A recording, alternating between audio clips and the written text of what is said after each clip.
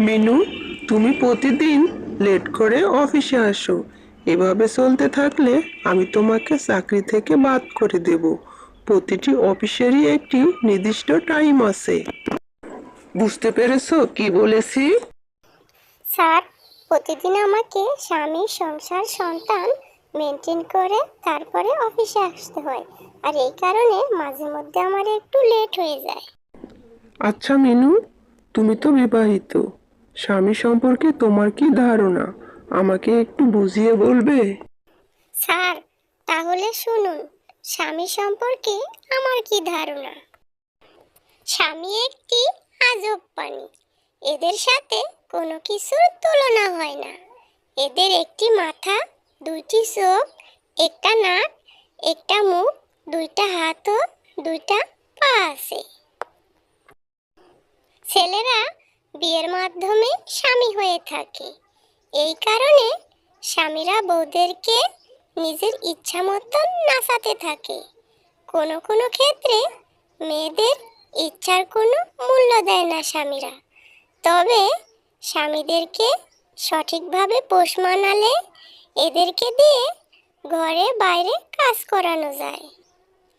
স্বামীরা সাধারণত বজমেজাজি হয়ে থাকে।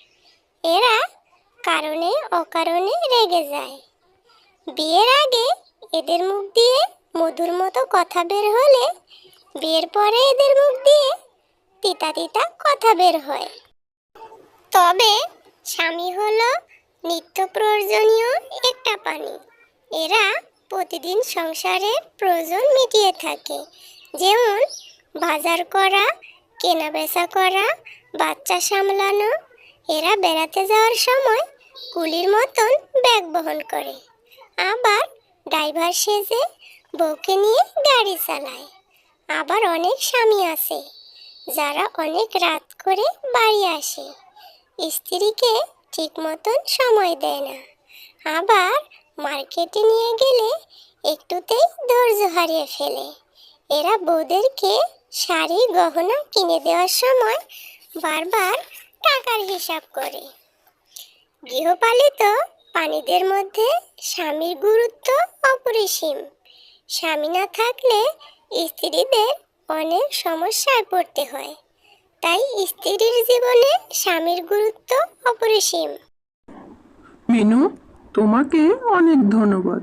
এবার তুমি তোমার কাজে যাও, ঠিক মতন কাজ করবে।